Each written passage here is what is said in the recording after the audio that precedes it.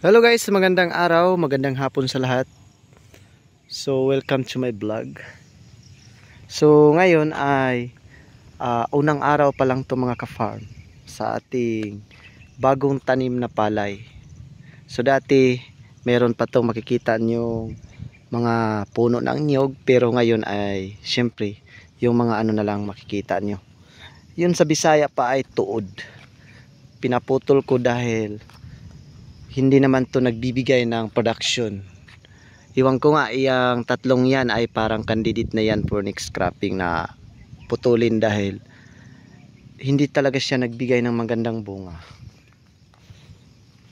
Kaya ito, makikita nyo yan. Unang araw pa lang to pagkatapos ng lipat tanim guys. So bukas mag-spray kami para sa buto ng mga damo upang hindi siya tuluyang bumuka at lumaki bilang maging isang halaman or damo.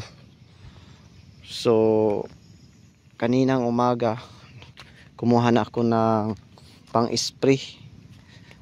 Kinuha ko ay yung maliit lang na botilya, Council ang ngalan. Council or Cancel? Council. Sa ngayon ay isorbe lang muna natin tong ereyang to dahil parang bukas kung makita natin kung maraming kuhol, so sabayan na lang natin yung pandamo para sa kuhol. Katulad dito, mayroon tayong mapansin na hindi naman masyado madami yung kuhol dahil sa tindi ng sobrang init nung nakaraang cropping, kaya hindi nakapadami yung kuhol. Yan. Baka napapansin nyo guys, wala akong linagay na tawag dyan, yung tinatawag na linsa, dahil ito ay nakamarker naman to, pero hindi ako naglagay ng daanan ng pag-spray at pag-abono. Doon na kami gagawa nito at kami ay i-approve talaga namin, or ibton ba, gagawa kami ng isang linsa, dahil hindi lang namin pinalagyan sa ngayon dahil baka maraming kailangang lagyan ng punla or mag-replant kami kadahilanan sa kuhol or yung nalalanta dahil maraming mga lalo na sa ngayon ay mataas yung init. Merong tendency na mas madaming infestation sa mole cricket or yung bunlod, kaya yun ang pinaghandaan natin. Hindi tayo naglalagay ng linsa na tingnan nyo, puro makikita nyo ay nakalinya lang yan guys. Wala pa yun siya buot tanawon sa Bisaya pa, kaya nga gagmay pa mag yun siya. Gitanom nato is 10 days pa lang ang dapog. Gitransplant na nato din sa area, mauna nga ingon ani pa jud siya ang sitwasyon. So makakita tanig mga nindot na nga or nagbloom na so good starting na sa 10 to 15 days or 1 to 2 weeks diha pa siya magpakita og nindot ang atong tanom, kay dapog man siya. Pero kung seedling yun ni siya, kaya gitanom pod nato ang seedling method ba, tong ginapulbita or ginaganit, ginaibot. Usually guys, mga 16 to 18, depende na sa maturity sa variety. So depende na pod sa farmer practices, kay lahi-lahi man jud og practices kada farmer. Kaysa ako pag ginaibot, naaragyo ko sa 15 to 18 days ang range sa akong pag-transplant. Di na ako maabot. Sa uban nga mga farmer, nagpractice sila 20 to 25 days gikan sa pagpunla. So depende na lang yun na kung unsa nga ang maturity sa matag variety nga gitanom. So karon nakatanom naman mga ka-farm, unang hakbang dahil tapos na tayo nakapagtanim. Syempre mag-spray tayo para sa buto ng mga damo, dahil hindi naman perfect talaga, meron talagang lumitaw na buto. Yung buto ay magsilbing kapag yan ay tutubo, syempre maging kompetensya na din yan sa mga nutrients sa ating palay. Kaya kailangan natin yan sa buto pa lang, kailangan natin yan kontrolin. So kung hindi natin makontrol yung mga buto, syempre gagamit tayo ng follow-up. Yung follow-up na herbicide ay yung ano din, pwede siya sa 15 to 20 days simula pag transplant. So yun na, magtatanong kayo sa mga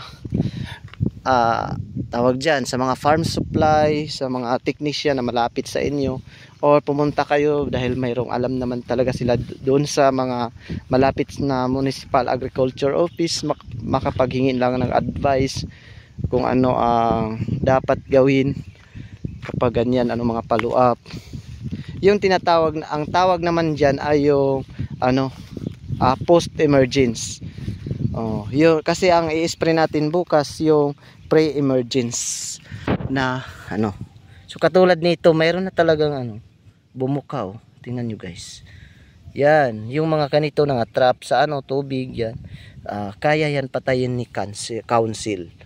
So yun, basta ganito pa ang sitwasyon mga ka-farm, pero kumakain na ito ng financing talaga. Hindi biro maging isang farmer. Kung kayo ay magpa-farm lang na wala talaga kayong enough na financing, ipaubayan nyo na lang yan guys sa may kaya mag-finance. Dahil muraratag in Bisaya pa ba, muraratag naglanag putot kung higuratag at tanom niya di takakaya mo atiman. So kinahalan yun ni siyag atiman nun.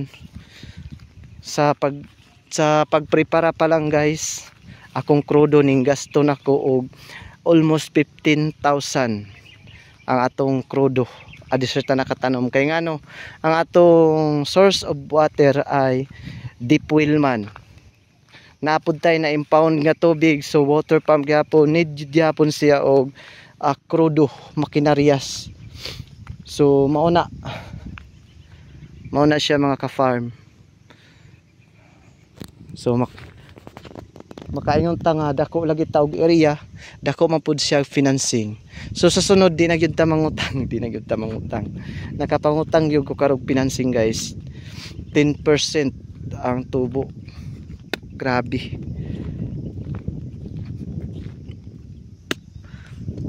Makapangluwa ang puntaan eh. Kaya nga nung nakaraang cropping ay grabe.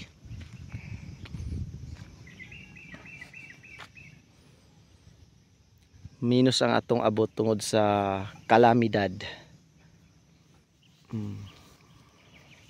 Mao ni ang sitwasyon na sa atong area. So kinahanglan nato jud ni siya atimanon kay mura ra gyud po ni siya kinabuhi sa tao ko, at di gyud nato ni atimanon. Malnaris gyud po ni siya. So ang need ani pang spray.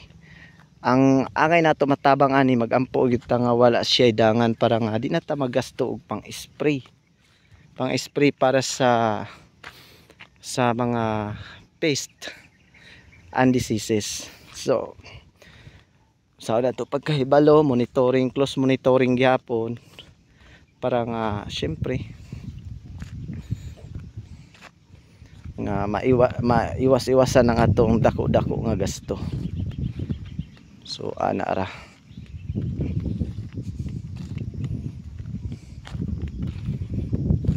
Shout out ko sa tanang farmer ug sa dili mga farmer, i-love yun ninyo guys. I-love yun ninyo. Kung wala mi wag yun mo ikikaon diha ang kuan. Bugas humay. Kilaw ra dayg bugas. So kami ang mga supplier ninyo. Dili man sa amo gikan ang inyong gikaon, pero kami nga mga rice farmer usa pod mi nga nag-supply o contributor sa inyong mga traders.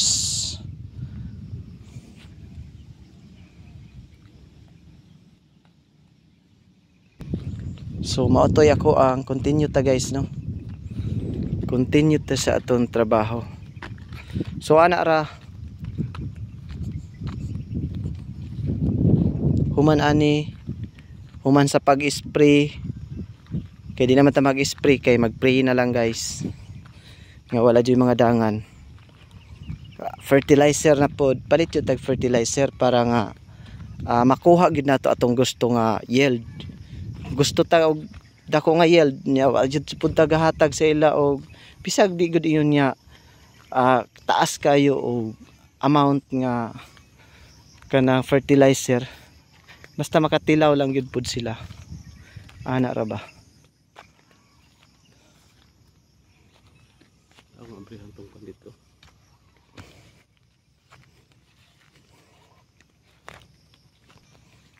Daghag mga panginahanglanon kung mag-farm ta. Krudo, makina, adyo kay unit. Kay kung wala po kay unit, maataw-ataw ang imuhang gusto na ka nga mag-mudboat or mag-turtle, dili dayon ka makalihok tungod kay wa man kay kaugaling yung unit. So ingon ana gyud ang atong himuon. Unang tikang kung nakay dako-dako nga area, dapat jud niya natay kaugaling nga mudboat. Kay kung wala,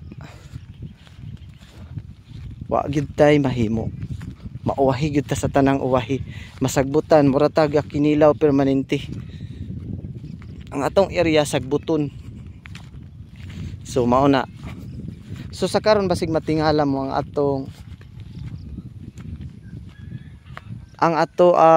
gitawag ani fish pond, gihimo sa natong rice farm. Di siya fish pond kay ngano taas ang atong banta sa init karon diri sa atong lugar. So kinahanglan ta og erase sa nato ang atong area kay para nga maka-rest pud tag stress. Bitaw guys, taas man gud ang init karon, wa ta kahibalo. Okay lang tong sa Manila kay baha-baha man sila. So ning atong area kay muka tubig lagi ta pero kinahanglan magkrudo. So ato sa siyang gitamnan. So 436 ang atong gitanom ani. RC436. Then ang duha ka pond, ang isa lang ka fish pond ang ako ang gibilin diri kana mo'y naghatag na konsumo or pangsudan. So maura na guys, ang tanan kini RC436 ni nga gitanom diri. Ana diri. So tanan jud mi diri palibot nakatanom na. Giapil pa nako. Kining fish pond na anihan ni sa una, giabot ni siya 14 ka sako. Na po diri sa 1,200 square meter na po lang kasako na hatag, pero okay lang na kaysa na tambay. So sa diri apud nga area kuha po ni siya og 4 ka sako. So mo nang nakakuha og 14 sa akong fish pond. Diri sa Loyo black rice ning atong gitanom diri sa Loyo. Ana kay kinahanglan pud ta og list nga og sugar kay magkatiguang na baya. Awi. Katiguang na baya kita guys. So kinahanglan po ta og list og sugar nga supply sa atong pagkaon. So ana ara.